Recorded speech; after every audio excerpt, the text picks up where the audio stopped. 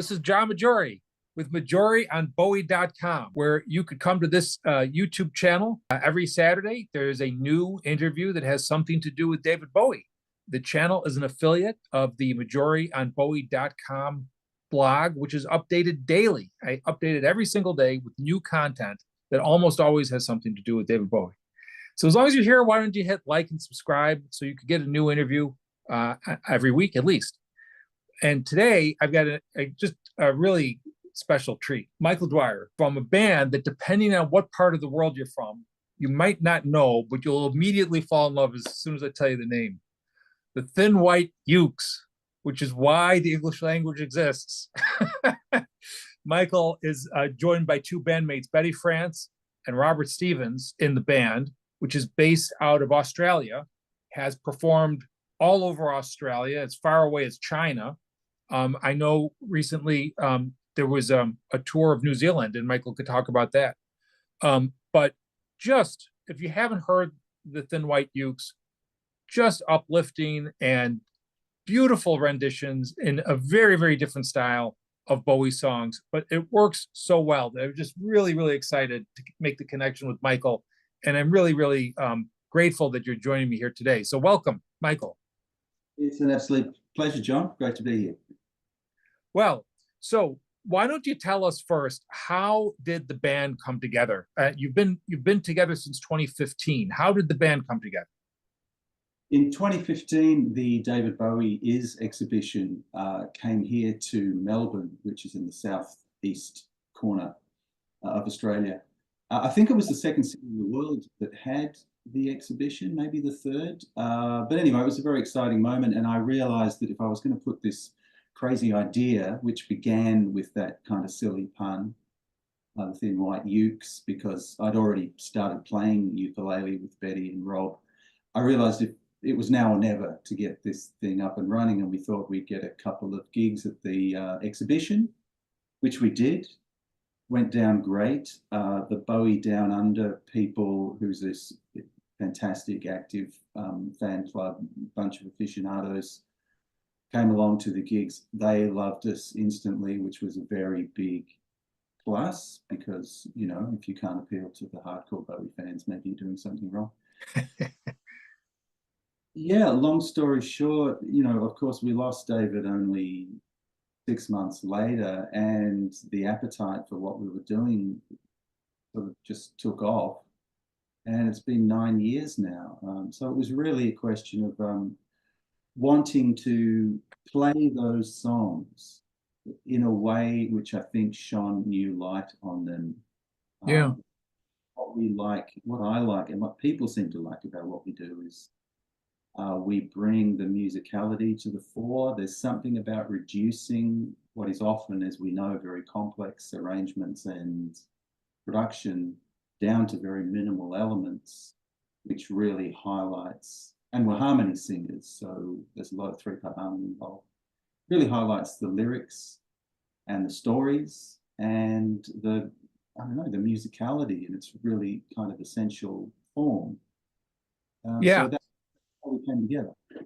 So it's implied by the name, and you mentioned that distinctive feature of your performances are the ukuleles, and which was not an instrument that appears in many Bowie songs as he recorded them.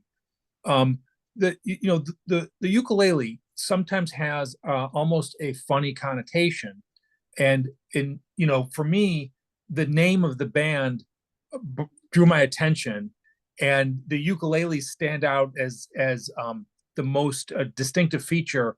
But the harmonies really are great. I mean, the harmonies really get me.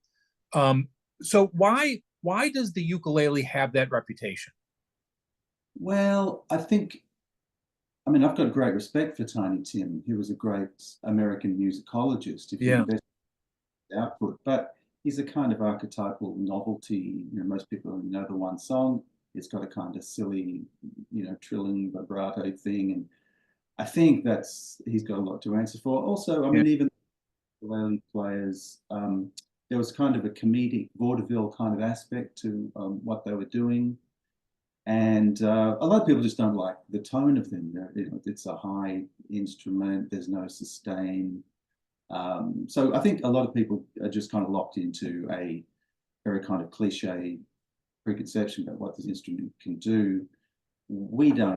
Personally, I mean, I've been playing the guitar since I was 14. I picked up the ukulele about 20 years ago. So I think my technique has very little to do with traditional ukulele playing. We're just using these things as, you know, a means to an end, really. And when you get a kind of nice lattice, you know, interweaving of different parts, which is what we always do, I think you can quickly forget that you're listening to ukuleles. That's my take anyway. It's a kind of matrix of sound, which we then put the vocals on top of. Has as much. Yeah. And yeah, I mean, we tend to change people's minds if they have negative preconceptions about the ukulele, just because we're taking it places where it doesn't usually live, I suppose. Yeah.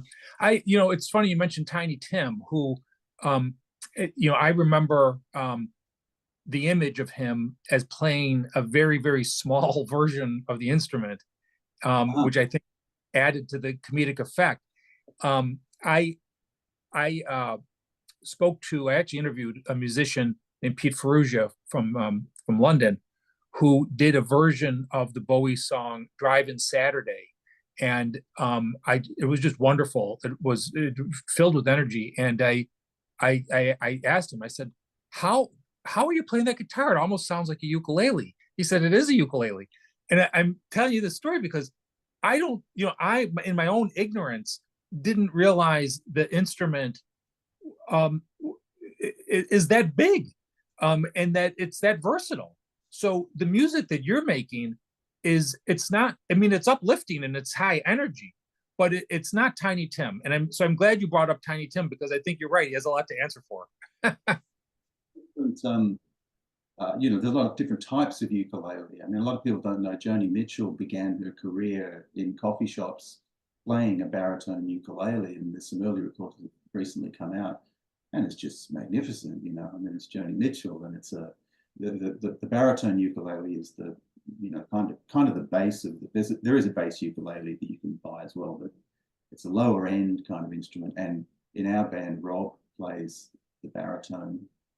Betty plays the soprano ukulele, which is the one that you've seen Tiny Tim play. It's a higher pitched, well, it has a higher timbre, I suppose. And then I play the tenor ukulele, which is kind of in the middle. So we do have a kind of spread of frequencies, as limited as it might seem. Yeah. There is quite a bit you can do with different ukuleles.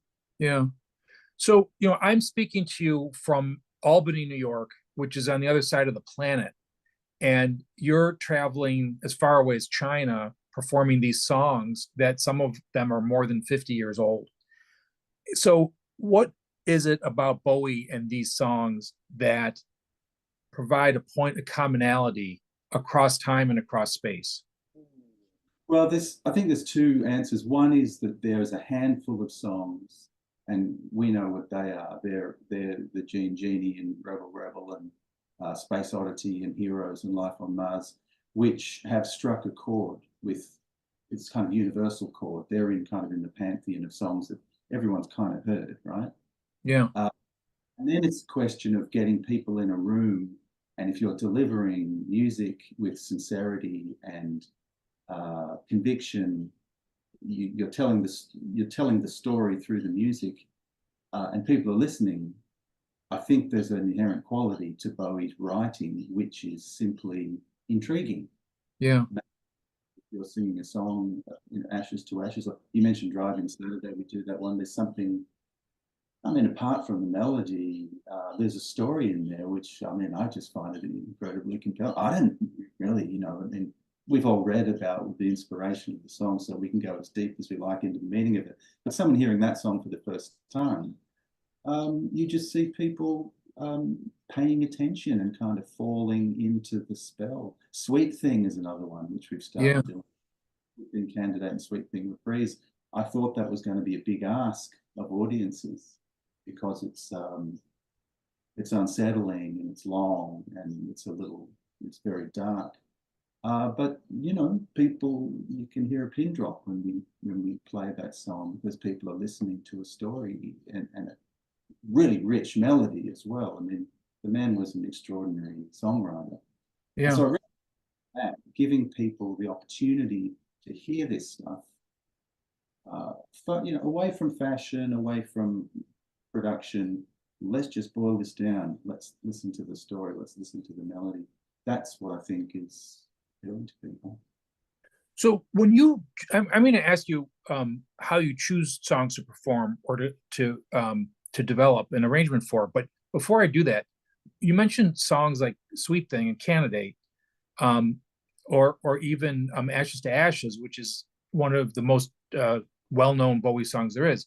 When you sit down to actually, okay, now we're going to perform the song, we're going to sing it, and you're looking at the lyrics not as a fan, but as somebody who's going to vocalize them, do you find surprises that you didn't notice when you're just casually listening to the song?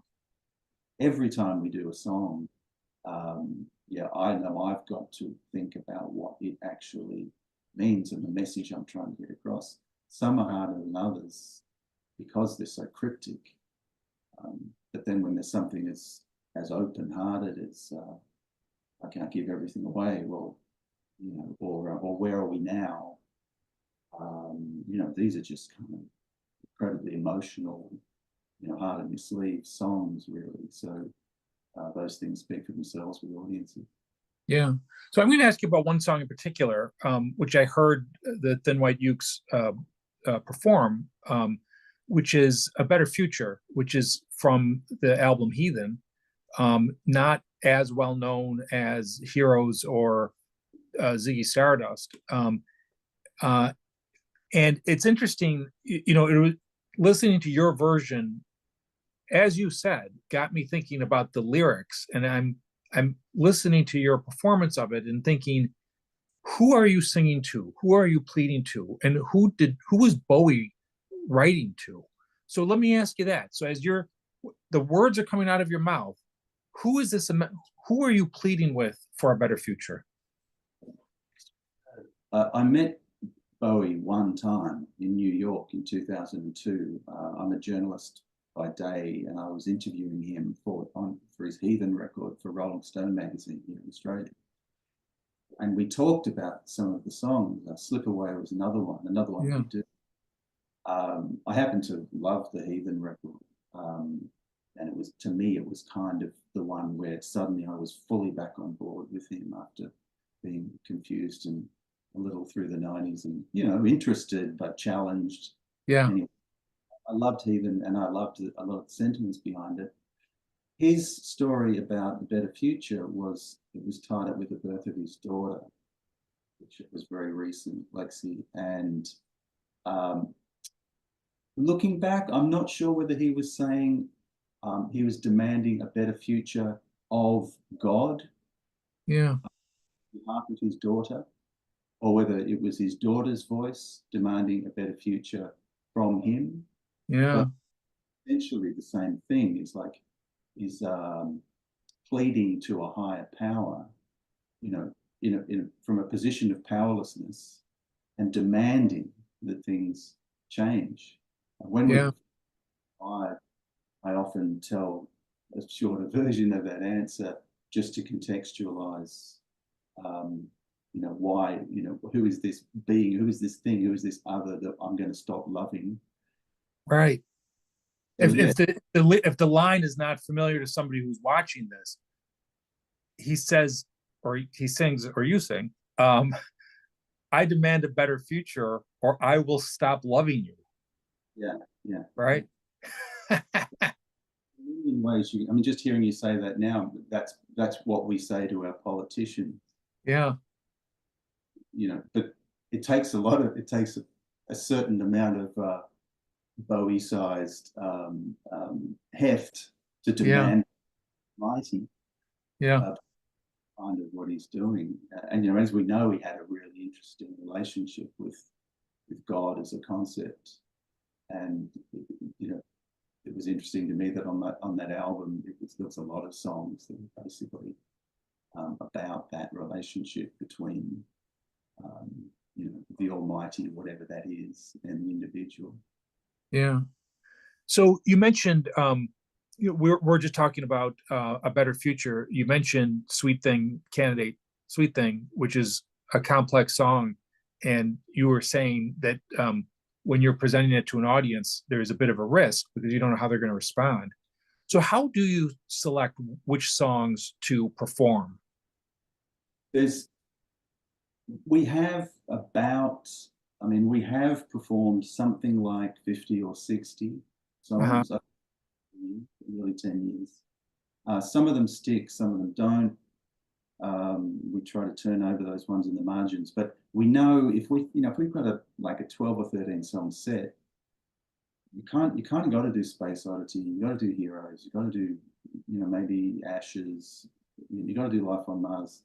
There's golden years, fame, you know, there's a sense that you need to play hits in order to, you know, just keep the, it's no different a problem than the Rolling Stones have. You know, you want to push on with sort of the lesser known stuff, but you've got all these hits, you know, how can you deny them?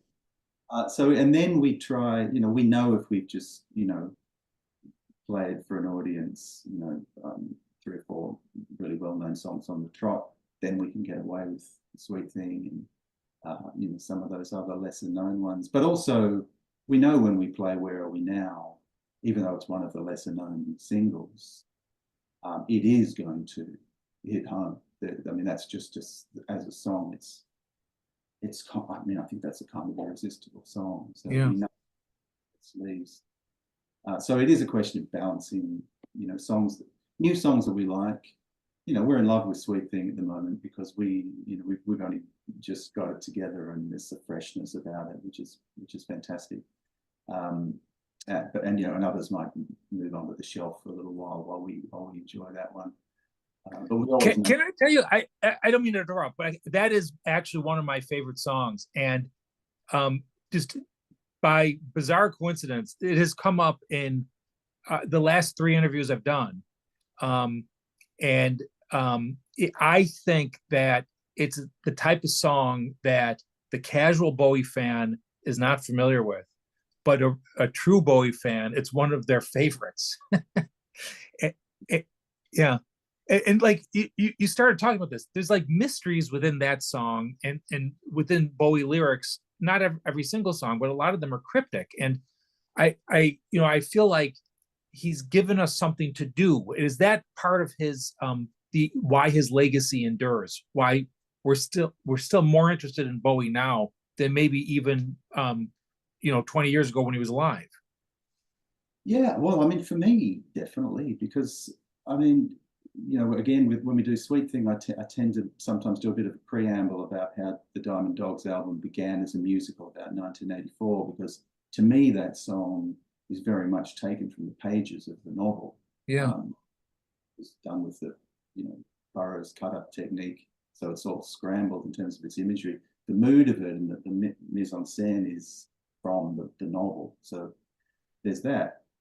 The thing about Bowie that's very interesting to me, continues to be so interesting, is, you know, he always said when he was a youngster, he wanted to be a medium. He wanted to be a conduit through which people like me could learn about the world. I mean, through Bowie, I don't know about you, John, but I learned about George Orwell through Bowie. I learned about, you know, I learned about Robert Fripp, and I learned about Anthony Newley and a lot of artists, but I also learned about Nietzsche. And you know, he was an extraordinarily well educated, self-educated person, and I mean, to me, he was like a really very clever older sibling who was always revealing things to me that he happened to know about the world.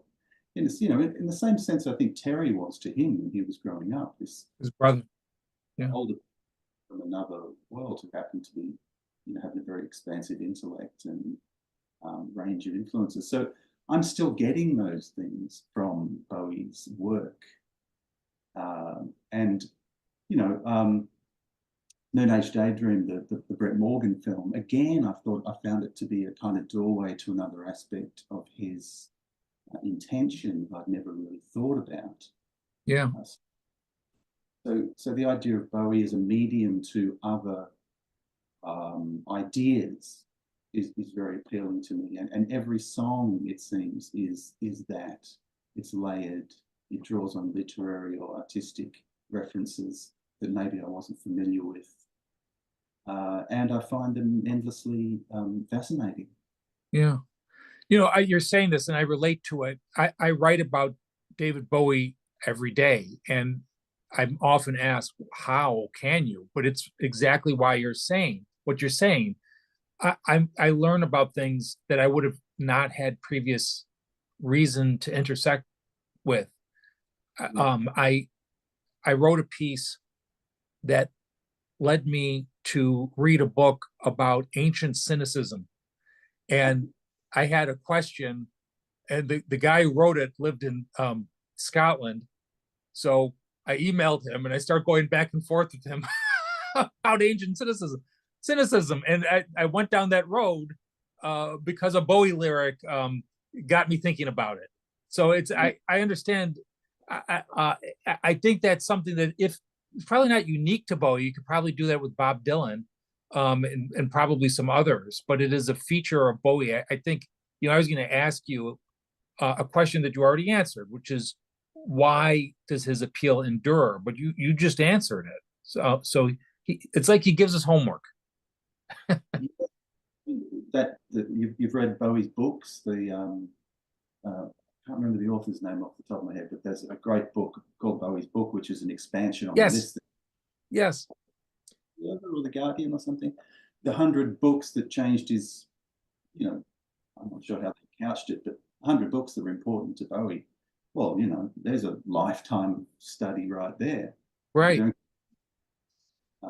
There are common threads you can cross-reference, but I could spend years just reading those books. And yeah. The interesting thing about that particular book, and I'm just blanking on the author's name, which is embarrassing, but when somebody gave it to me, and when I sat down to read it, I was expecting the descriptions of the books to just be contained to the meaning of the books, but the author linked what Bowie got from the books and how they're connected to his own music. And that's exactly, I'm relating what you're saying. 1984 and Diamond Dogs is very, very obvious, but there's much more that's not obvious. The opening lines to the song "Up the Hill Backwards," which from Scary Monsters, another one of my favorite songs.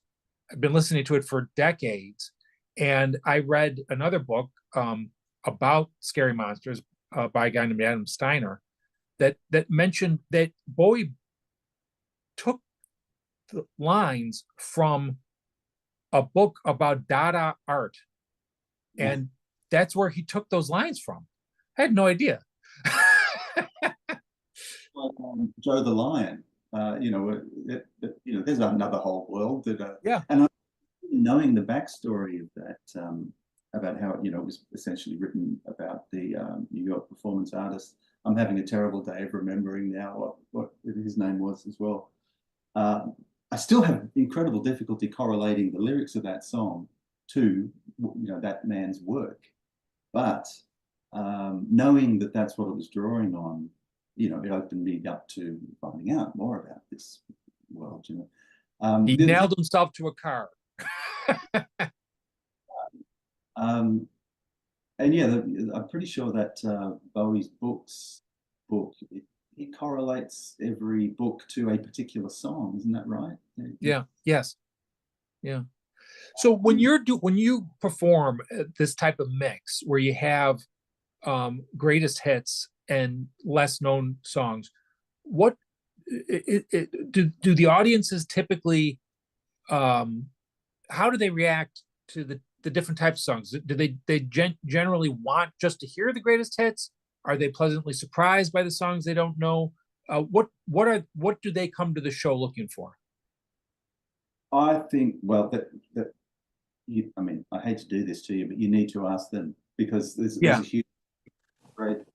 Sometimes it's pretty clear that it's an audience that isn't hugely aware of Bowie's work.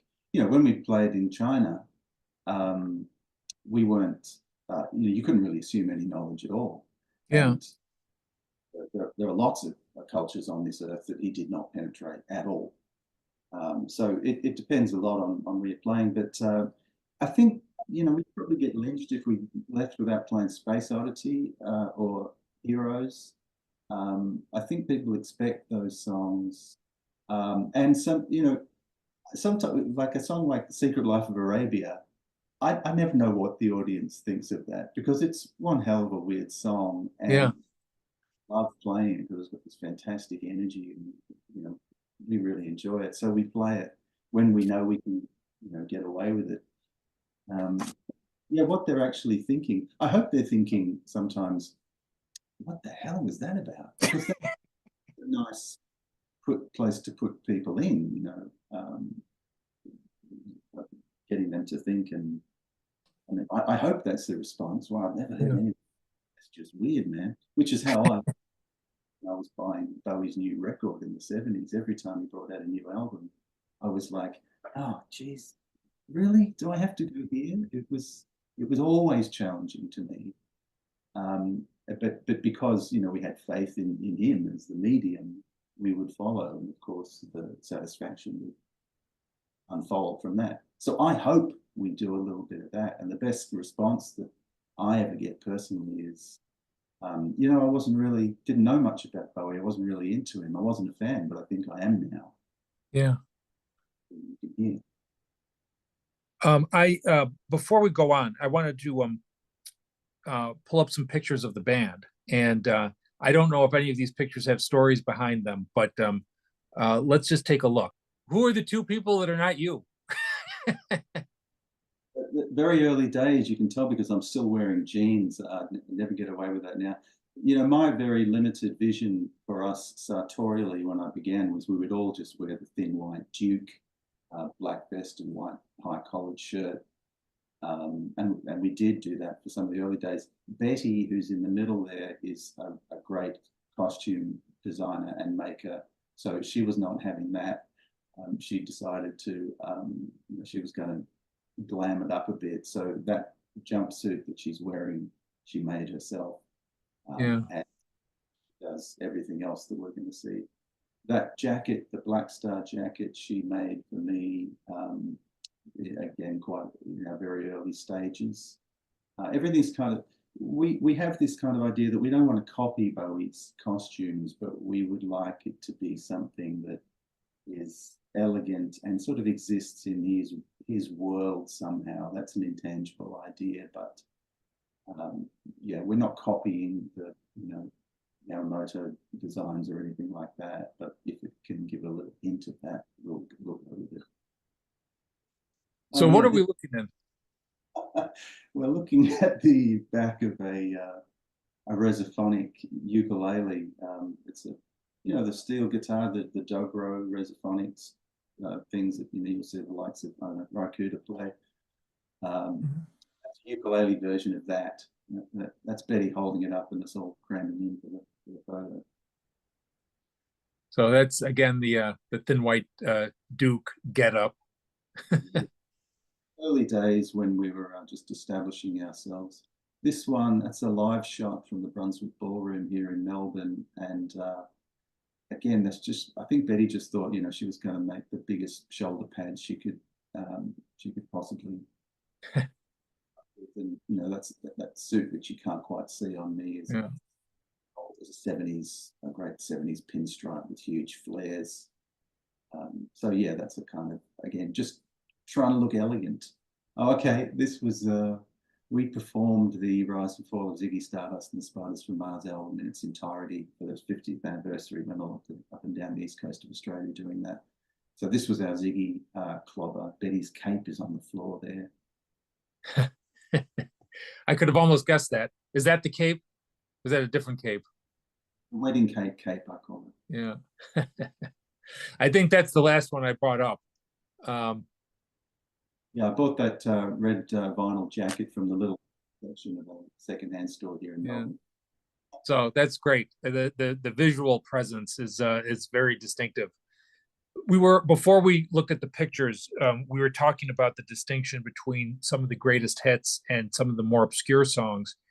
And I wasn't originally going to ask this, but it seems like his greatest hits period ended in the 80s, let's say, maybe with around Tonight. But you've mentioned songs like Where Are We Now or Black Star. And I think Black Star is still maybe too new, even though it's more than 8 years old, to really know for sure. But there's a lot of great music he made on Heathen, on The Next Day, I would say on One Outside. Yeah, I've been listening to Reality this week for some reason. I've been listening to it over and over again. Why are few of those songs as well known as even something like Tonight or Let's Dance or Under Pressure or some of the music from the 70s? I sort of have this theory, having worked as a music journalist for 35 years, I kind of have this theory that music is always there in its vast, infinite spectrum, and there's this kind of spotlight of commercial viability which roams across it, has its own vested interests. Who knows why it's falling on, at this current moment in the time, young female confessional singer-songwriters, huge. That seems to be the zeitgeist right now. Back in the 70s, when Bowie was the young, I think youth has a lot to do with it. Young, hot, spectacular, just an incredibly attractive young man wearing spectacular costumes. The spotlight will land on that person, and guess what? He happens to be writing great songs. As an older man in the two. I'll tell you a story about the interview that I did with him in Heath. When I interviewed Heathen, the record company sent me to the States to interview another band entirely. It was Korn, who were kind of a rap metal band I wasn't very interested in, but sure, I'll go to the US and do some work. While I was there, I got a call from because he moved to Sony at that point, saying, "Oh, we've just signed David Bowie. Would you mind swinging past New York to interview him?"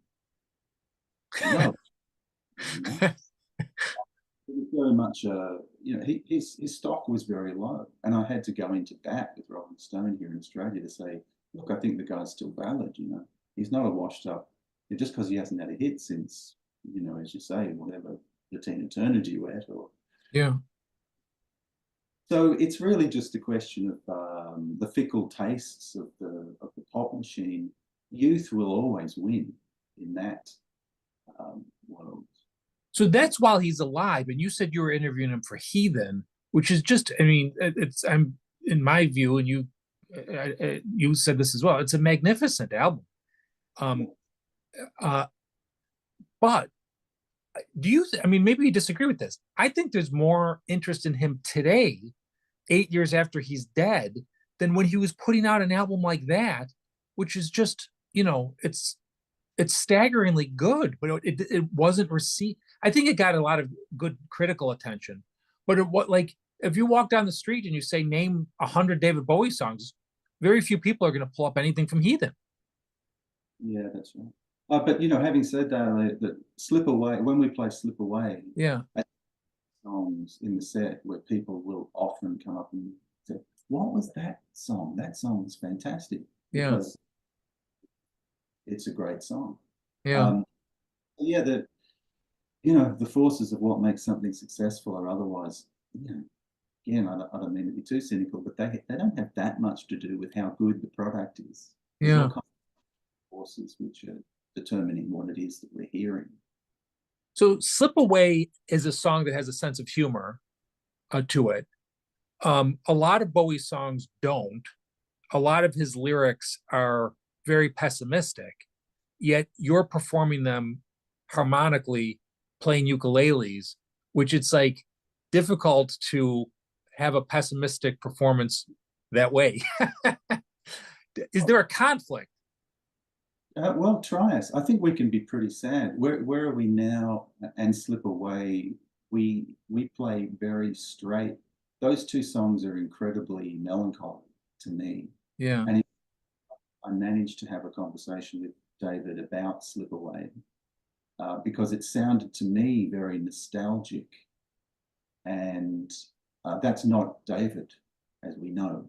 That nostalgia, looking back, was not his thing, really. And so was Where Are We Now? You know, it was about. Yeah. So this is what happens as an artist gets older. Whatever values you held when you were younger, held onto them so doggedly. The progress, the future, what's next, on board, what's next. At a certain point in a man's life, those emotions start coming to the fore. So what he said about Slip Away was that he was talking about that cult TV show on cable. You probably know the story. Uncle Floyd, yeah.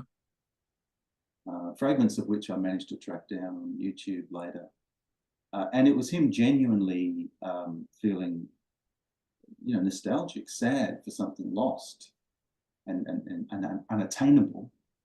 So that's the nature of that song, the way we play it. And the fact that we're playing it on ukuleles, I think it becomes irrelevant in the performance.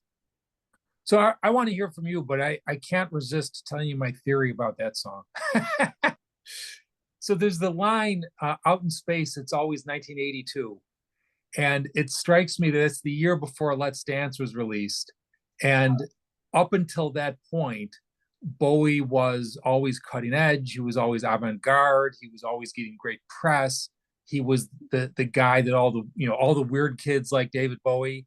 And then the next year, he becomes this mega star. But I think that his critical reputation took a hit maybe for the rest of his career. But Out in Space is also has echoes of Major Tom, right? Major Tom escapes all that. He retreats into space where he exists in stasis. And so I hear that to be a rumination on the moment before everything fell apart from his perspective. Yeah, I wouldn't be surprised. I'm not sure if he would consider Let's Dance everything falling apart. I mean, you know, Brett Morgan's got a great line about that era. Whereas when I talked to Brett about this film, you know, we agreed that was the moment that we became disappointed and disillusioned in our hero. But as he said, for Bowie, pop stardom was just another ocean to sail. It was just another adventure, and I think he got lost out there. Yeah. He hadn't before. I mean, he got lost in LA, didn't he, in 74, 75. So there were always dangers. Yeah. But yeah, I like your theory. I think it, you know, instinctively, I think I felt that was what he was getting at. Well, it's a great song, a great album. So I thank you very much. I wanted to just sort of ask a couple of closing questions. I actually feel like I could talk to you, like every time we mention a song, I want to go off on a tangent about that particular song.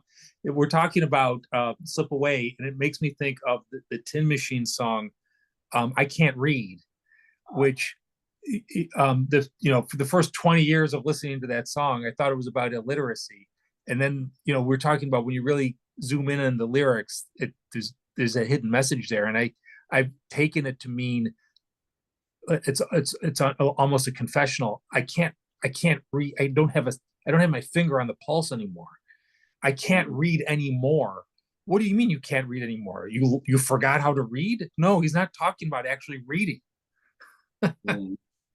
Yeah, I hadn't thought about that one, but yeah, that strikes me as pretty. He inside whatever he was projecting, there was always a man looking for answers, right? Yeah.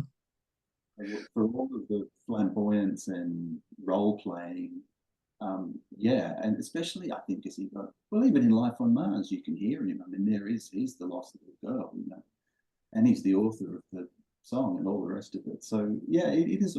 What can I say? Multi-layered. Always this you can unpack. So I have heard the Thin White Ukes largely on YouTube. Um, where can people hear? Well, let me ask it in two ways. You're all over Australia. So if somebody's watching this and is there, check the website and there's going to be an opportunity to see the band live.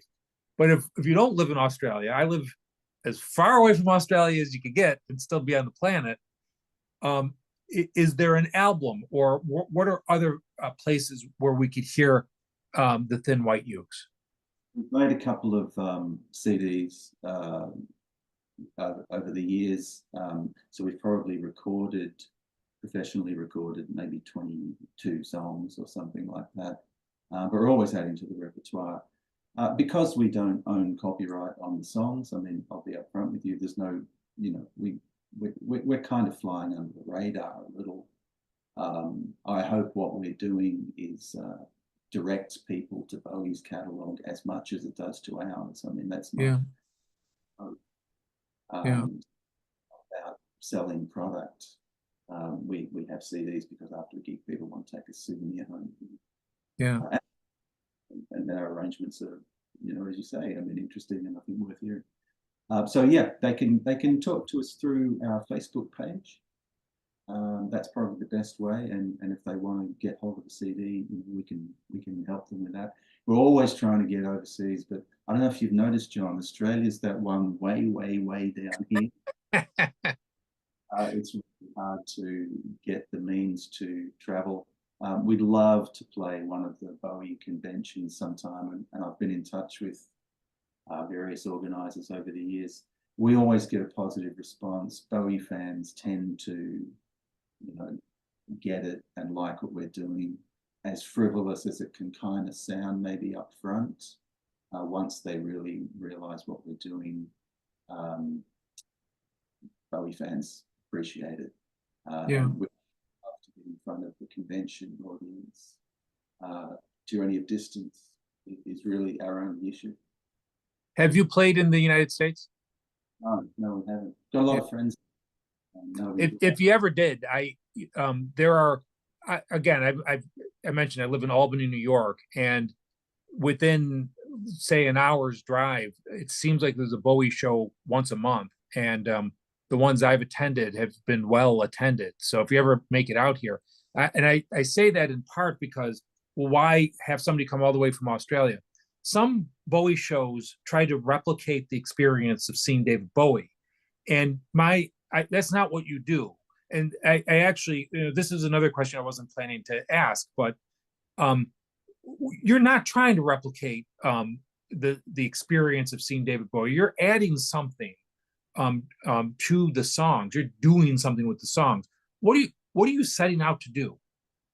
First of all, can I put that on our T-shirt, please? Because that's exactly the point of difference. But it cuts both ways, because the vast, I would say, most people who like David Bowie.